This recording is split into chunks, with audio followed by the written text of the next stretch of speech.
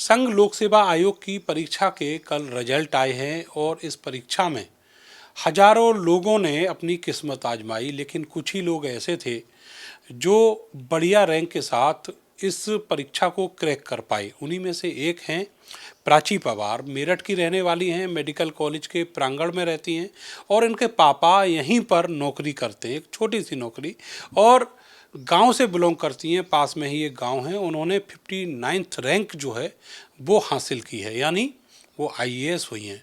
आपको बहुत बहुत बधाई प्राची, इतनी कठिन परीक्षा जिसको कहा जाता है पास करने के लिए। Thank you. क्या कहेंगी, इस पल को जीने के लिए कितना मेहनत आपको करना पड़ा? हाँ, मतलब बहुत ही ज़्यादा मेहनत करनी करनी पड़ी, क्योंकि ये मेरा 4th अटेम्प्ट था। तो मतलब 4 साल की कड़ी परीक्षा के बाद ये आज मतलब सफलता मिली है मुझे। किसका सपना था ये? स्टार्टिंग में तो मेरे फादर का ही सपना था। वो चाहते थे कि मैं यूपीएससी दूँ। फिर वो बाद में जब ग्रेजुएशन के बाद मैंने अपने सीरियसली अपने करियर के बारे में सोचा, तो फिर वो उनके सपने, फिर वो मेरे सपने बने। तो स्टार्टिंग में तो मतलब मेरे पेरेंट्स का ही रोल रहा कि उन्होंने इतने ऊंचे सपने दिखाए मुझे। परिवार के बारे में बताइए। परिवार में कौन कौन है, कौन क्या करता है? दादा से बताइए, दादा भी आपके मेडिकल कॉलेज में ही थे? जी, जी। तो दादाजी की भी मेडिकल कॉलेज में ही जॉब थी। उसके बाद फिर वो जॉब डैडी को मिली। तो डैडी मेडिकल कॉलेज में ही काम करता है। जो मेरी मम्मी है वो हाउसवाइफ है, और मेरा भाई है, उसकी भी अभी ग्रेजुएशन हुई है और वो भी अभी यूपीएससी करना चाह रहा है। जी। तो इसमें आपने जो विकल्प चुना पढ़ाई लिखाई का, वो ऑनलाइन था या ऑफलाइन था? कैसे पढ़ाई आपने की? तो ग्रेजुएशन के बाद पहले तो मैं दिल्ली गई थी कोचिंग लेने के लिए 1 साल। उसके बाद फिर मैं घर पे आ गई। फिर मैंने बाकी जो है सेल्फ स्टडी ही करी है खुद। कितने साल आप दिल्ली रही?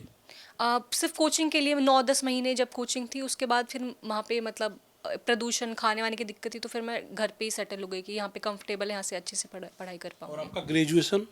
मेरा ग्रेजुएशन दिल्ली से ही हुआ था, Lady Shri Ram college, political science honours से ही।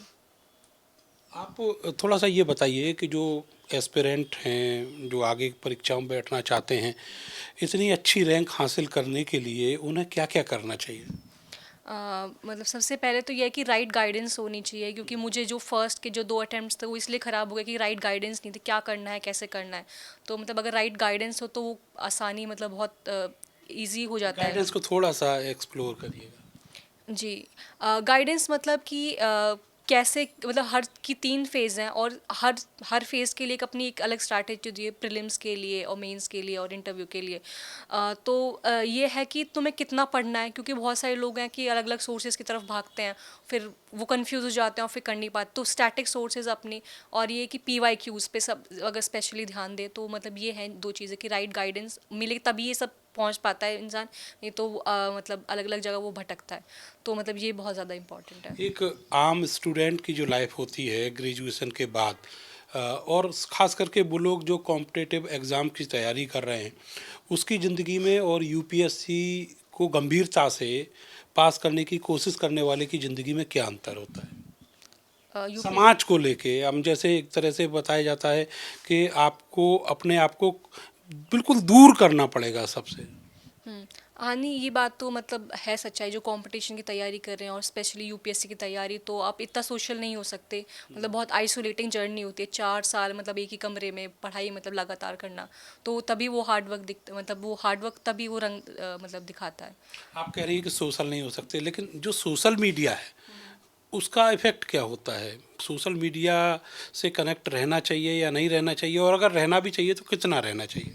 मतलब मेरा मतलब ये नहीं था कि सोशल बिल्कुल नहीं हो, बट आप जैसे डेली जा सकते हो, डेली नहीं हो पाएगा शायद वो। मैं खुद भी मतलब 10-15 दिन में एक बार ब्रेक लेती थी, तो मैं जाती थी मेरा बाहर। मेरा कहना है इंटरनेट और जो डिजिटल वर्ल्ड है उससे।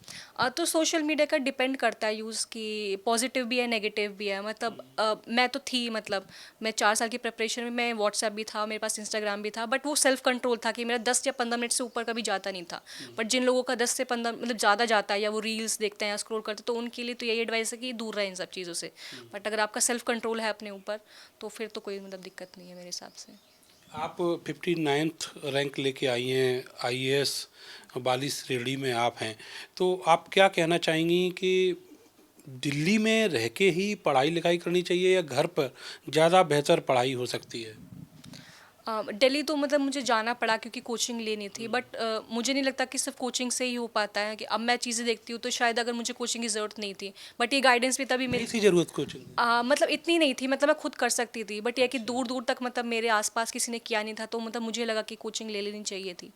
बट यह कि आजकल तो ऑनलाइन इतनी उपलब्ध हैं चीज़ें, तो आप घर पे आराम से कर सकते हो अगर आप कंफर्टेबल हो घर। ऑनलाइन जो है वो बेहतर विकल्प हो सकता है। जी जी जी, डिपेंड करता है कि अगर आपकी फैमिली सपोर्टिव है और शांति का वातावरण है तो आप पढ़ सकते हो। और जैसे मैंने बहुत सारे दोस्त देखे हैं कि वो घर पे नहीं पढ़ पाते, तो शायद उनके लिए बाहर जाना नहीं, ज़्यादा इसके ठीक लिए ये रहता भी है। जरूरी है कि आप अपने ऊपर भी कंट्रोल कर जी पाएं, जी। उतना पेशेंस रखें हाँ हाँ उतना। हाँ, मतलब ये है कि मेरे लिए तो बेनिफिट इसलिए था कि इमोशनल सपोर्ट था पेरेंट्स का, तो कंफर्टेबल था घर पे। दिल्ली में मतलब वो एनवायरनमेंट नहीं था मेरे लिए, तो मुझे तो घर पे ही बेस्ट लगा। आपके छोटे भाई हैं, वो भी यूपीएससी की तैयारी कर रहे हैं? उसकी इसी साल ग्रेजुएशन हुई है, तो अब वो मुझे देख के मतलब इंस्पायर्ड है, बोल रहा है कि हाँ मैं मतलब यूपीएससी अब दूंगा, तो मैं हूँ गाइडेंस के लिए, तो कल देखते हैं। जब रिजल्ट आया उसके बाद से आपने कहा कि भाई तो इंस्पायर्ड है ही, और परिवार में पूरे अगर बात करें जो आपका एक्सटेंशन होता है फैमिली का, उसमें कहाँ कहाँ से ऐसी चीज़ें निकल के आई हैं कि अब हम भी मैदान में हैं? मतलब ये तो है कि मतलब कोई भी अगर लड़की निकले तो वो तो इंस्पिरेशन होती है अपनी फैमिली के लिए, अपने गांव के लिए। मतलब मेरे गांव में बहुत ज़्यादा खुशी मनाए थे, अपनी कम्युनिटी के लिए भी। तो आई होप कि मतलब मुझे देख के और लड़कियां आगे निकलेंगी और बोलेंगी कि हाँ अगर ये कर सकती है तो हम भी कर सकते हैं। अच्छा, एक दिमाग में ये रहता है कि जो पढ़ाई लिखाई है, इसकी जो प्रिपरेशन है वो बहुत महंगी है, खास करके दिल्ली में। तो उसके बारे में और थोड़ा सा क्लियर करिए। हाँ मतलब कोचिंग मतलब आज के ज़माने में मतलब 1.5 लाख रुपए तो लगते हैं अगर फाउंडेशन आप कोर्स लो। बट अब आजकल ना ऐसा हो गया है कि ऑनलाइन बहुत सारी सोर्सेज मिलती हैं, तो मतलब मैं तो नहीं अपने यंगर ब्रदर को भी एडवाइस करूँगी कि आपको फाउंडेशन कोर्स ऐसे लेने की ज़रूरत है। वो मतलब ऑनलाइन सोर्सेज से भी कर सकते हैं। ऑनलाइन अब बहुत सारे चैनल्स हैं, बहुत सारे इनिशिएटिव्स आ रहे हैं कि जो बहुत अफोर्डेबल रेट्स पे वो प्रोवाइड कर रहे हैं। बल्कि और इन तो फ्री इतनी सारी चीज़ें हैं कि आराम से इंसान कर सकता है अगर उसके पास राइट हो कि बस क्या। गाइडेंस अच्छा हाँ, होना राइट चाहिए। गाइडेंस मतलब बहुत इंपॉर्टेंट है। मतलब ये मैंने देखा है जिनके पास गाइडेंस नहीं, वो हार्ड वर्क भी करते हैं तब भी मतलब रिजल्ट नहीं आ पाता क्योंकि वो भटकते हैं। अच्छे गाइडेंस के लिए क्या करना चाहिए? जो लोग इसको अचीव किए हैं उनसे बातचीत करनी चाहिए? हाँ जी, टॉपर्स टॉक मतलब इम्पॉर्टेंट है, बट ये भी है कि टॉपर्स जो होते हैं उनका तुम पे क्या मतलब तुम क्या क्या प्रैक्टिकल है आपके लिए, वो सब मतलब अपनाएं। और सब टॉपर्स ही जो चीज़ें कॉमन बोलते हैं ना वही करनी चाहिए। जैसे PYQs पे बहुत ज़्यादा स्ट्रेस देते हैं तो किसी वजह से देते हैं कि स्टैटिक सोर्सेज पे ध्यान दो और जब तो वो जो मतलब जो चीज़ें अपनी स्ट्रैटेजी खुद बनाए एंड खुद देखना चाहिए कि आपके लिए क्या काम कर रहा है और क्या नहीं कर रहा। अच्छा, मेरा आखिरी सवाल आपसे ये है कि आप किस राज्य में काम करना प्रीफर करेंगी? अभी चूँकि आपकी आगे ट्रेनिंग और वो सारी चीज़ें होंगी। अभी तो देखते हैं सर, अभी तो ऐसा कोई आइडिया नहीं, अभी देखेंगे क्या लिस्ट में क्या वो आती है, सर्विस आती है। यूपी या यूपी से बाहर? अभी देखते हैं सर, क्योंकि मेरी IFS मतलब फर्स्ट चॉइस है IAS के ऊपर, तो मतलब फिर तो मतलब विदेश वाली सर्विस मुझे मिलेगी इस वजह से। चलिए, बहुत बहुत शुक्रिया आपका हमसे बात करने के लिए। तो प्राची जो बता रही हैं कि किस तरीके से उन्होंने कड़ी मेहनत की, और जो लोग इस क्षेत्र में इस एग्ज़ाम में अपनी किस्मत आजमाना चाहते हैं उनको सफलता के लिए कहाँ तक जाना है, कितनी कठिन मेहनत करनी है, और मेहनत के आगे जो सारी चीज़ें हैं, सारे बैरियर्स हैं, वो टूट जाते हैं। कैमरा सहयोगी सानू के साथ में नरेंद्र, भारत समाचार, मेरठ। रोल। आपका नाम क्या है माता जी? सुमित्रा। अब पोती ने IAS बन रही है पोती आपकी, कब से सोच रही थी इसके बारे में? इसके बचपन से सोचती हूँ मैं अच्छी बने, अफसर बने। बचपन से सोचती हूँ मैं इसके तो। बताया भी करते थी कि बेटा तुम्हें अफसर बनना है किसे? बेटी को? नहीं नहीं बातें मैं अपने मन में सोचती थी बस, अफसर बने। इसके आशीर्वाद मेरा बचपन से इसके साथ है। मैं बचपन से सोचती थी अच्छा आप ही सर बने। मतलब आइस का तो मुझे पता नहीं था मतलब कि वो मैंने कि अच्छा आप ही सर बने, ये सोच रखा ये था। सोच रखा था। बस भगवान ने पूरा कर दिया, धन्यवाद भगवान की। कल से बहुत सारे लोग आए हैं आपके घर पर बेटी से मिलने के लिए, आपको भी बधाई दी है, कैसा लग रहा है आपको? अच्छा लग रहा है, अच्छा लग रहा है। भगवान का धन्यवाद देती हूँ इस बात के लिए। पढ़ाई लिखाई कितनी कठिन रही, बहुत कैसे? कठिन रही, बहुत कठिन। किसी से कोई वास्ता नहीं रही लड़की की, अपना कमरे में बंद, कोई सी से वो कोई वास्ता नहीं है। रिश्तेदार सभी आए, नमस्ता करिए, अपना कमरे में रही बस, कोई मतलब नहीं थी अपना पढ़ाई से। बस हमें भी बात नहीं करती, इसके मम्मी बात करते थे, बात मत करो घर में, बाहर जाकर बात करो। हम बाहर जाकर बात करते थे। हाँ। और भाई साहब, आप बताइएगा कहाँ आप जॉब करते हैं? यहाँ मेडिकल कॉलेज में ही हूँ मैं। अच्छा, हाँ, प्रिंसिपल कार्यालय ऑफिस में हूँ मैं। तो बेटी की पढ़ाई लिखाई में किस तरह के बैरियर्स रहे, कितना कठिन रहा? क्योंकि आप छोटी सी एक जॉब करते हैं, तो कितना?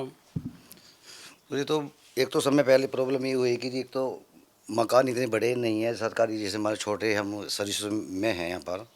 एक तो मकान इतने बड़े नहीं है कि बच्चों को एटमॉस्फेयर बढ़िया दे सके, पर जितनी मेरे से कोशिश हुई उतना इन बच्चों के लिए कर पाया मैं। आज आपकी तपस्या जो है वो पूरी हो गई है। हाँ जी, पूरी हो गई जी, मेरी तपस्या पूरी हो गई जी। जब मैं यहाँ जॉब में लगा था तो मुझे ये नहीं पता था, मैं नई उम्र में लग गया था, तो मुझे आईएएस की पावर का नहीं मालूम था मुझे। और जब हमारे हमारे यहाँ पर अधिकारी वगैरह आते थे, मेरठ में भी आए थे, तो मुझे जब ये पता लगे कि आईएएस के लिए, फिर मैंने सोचा, उस टाइम नेट वगैरह का ज़माना नहीं था कि कैसे आईएएस होते हैं, कैसे डीएम बनते हैं या। उसके बाद में धीरे धीरे इसमें बारे में कहा, तो मेरा ये था कि मैं तो कुछ हो नहीं पाया, हमारे बच्चे कामयाब हो जाएं और पावर हो जिसके पास में, वही अधिकारी का रुतबा और समाज में नाम हो कि बच्चा है कामयाब हो गया है।